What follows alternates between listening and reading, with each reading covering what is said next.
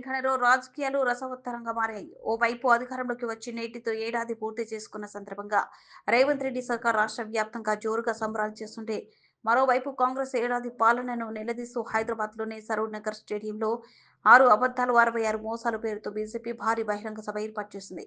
అయితే ఈ సభకు ముఖ్య అతిథిగా బీజేపీ జాతీయ అధ్యక్షుడు జేపీ నడ్డా హాజరవగా రేవంత్ రెడ్డి ప్రభుత్వంపై కమలనాథుల తీవ్ర స్థాయిలో మండిపడ్డారు. ఇదే క్రమంలో రేవంత్ రెడ్డి ప్రభుత్వానికి కేంద్ర మంత్రి బండి సంజయ్ కుమార్ డెడ్ లైన్ కూడా పెట్టారు. 6 గ్యారంటీల పేరుతో అధికారంలోకి వచ్చిన కాంగ్రెస్ పార్టీ తెలంగాణ ప్రజలను మోసం చేసిందని, ఏ ఒక్క హామీని కూడా పూర్తి చేయలేదని రేవంత్ రెడ్డి విమర్శించారు. ఇకపై BJP party CM Revanth Reddy మోసాలను ఉపేక్షించబోతున్నారు. కాంగ్రెస్ ప్రభుత్వానికి సంక్రాంతి వరకు డెడ్ లైన్ విధిస్తున్నామని, ఆ తర్వాత రాష్ట్రంలోని గల్లీలో కాంగ్రెస్ నేతలు తిరగనివ్వమని హెచ్చరించారు. అన్ని ప్రాంతాల్లో మంత్రులు, ఎమ్మెల్యేలను ఎక్కడికక్కడ నిలదీస్తామని, అడ్డుకుంటామని బండి సంజయ్ ప్రకటించారు. స్థానిక సంస్థల ఎన్నికల్లో రైతులు రేవంత్ రెడ్డికి బుద్ధి చెబుతారన్నారు. రేవంత్ రెడ్డి నోరు తెరిస్తే అబద్ధాలు చెబుతున్నారని బండి సంజయ్ ఆరోపించారు. భారతీయ జనతా పార్టీ విమర్శ చేస్తున్నారు. మీ విమర్శలను పట్టించుకోం. ఈ వేదిక సాక్షిగా మేము అడిగే ప్రశ్నలకు మీరు సమాధానం చెప్పండి. మీలో కొన్ని నియతుంటే, నిజాయితీ ఉంటే మీరు మీ సోనియా గాంధీ మీద ఒట్టు పెట్టారు. సోనియా గాంధీ సంతకంతో లెటర్ రాశారు. ఈ దేవుని మీద ఒట్టు, ఖురాన్ మీద ఒట్టు పెట్టారు, బైబిల్ మీద ఒట్టు పెట్టారు, భగవద్గీత మీద ఒట్టు పెట్టారు. నానా ప్రమాణాలు వేసారు. వల్ల మేము చేసే సవాలు, మేము చెప్పిన మాటలు సమాధానం చెప్పండి.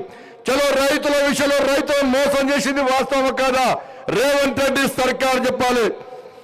ఇలా రుణమాఫీ చేస్తున్నారు, 2 లక్షల రుణమాఫీ చేస్తున్నారు.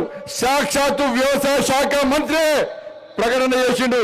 ఇంకా 22 లక్షల మందికి రుణమాఫీ చేయాలని చెప్పి సాక్షాత్తు వ్యవసాయ శాఖ మంత్రి ప్రకటన ఇస్తే, రేవంత్ రెడ్డి మాత్రం రుణమాఫీ చేస్తాం అందరికీ అని చెప్పి రేవంత్ రెడ్డి సర్కార్ చెప్తున్నారు.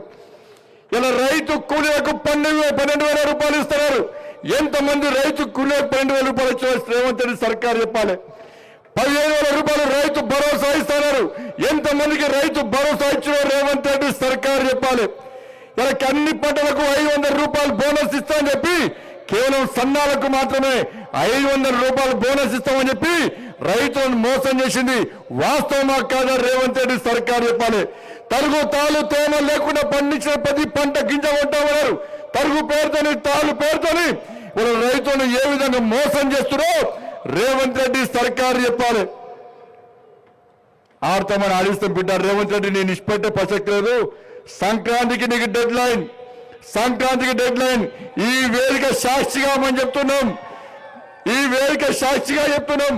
మనమంటే గంగిరెద్దులో కూడా కదా భారతీయ జనతా పార్టీలు అచ్చొచ్చిన ఆంబొత్తులుగా తెలంగాణ రాష్ట్రం దోచుకుంటే దొంగలు మీ కాంగ్రెస్లు.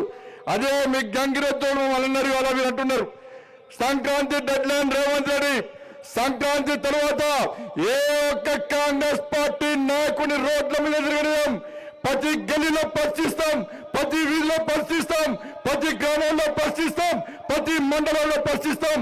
రైతులకు ఇచ్చిన హామీలను నెరవేర్చాల్సిన బాధ్యత నీది. లేకుంటే గ్రామ పంచాయతీ ఎన్నికల్లో కానీ రాబోయే ఎన్నికల్లో నీకు గుణపాఠం చెప్పడానికి తెలంగాణ రాష్ట్ర ప్రజలు సిద్ధంగా ఉన్నారనే విషయాన్ని గుర్తుంచుకోవాలి. మహిళలను మోసం చేశారు. పెళ్ళైతే తులం బంగారం అన్నారు. ఎంతమందికి తులం బంగారం ఇచ్చారు? ఇంటికి వచ్చిన కోడలకు 2,500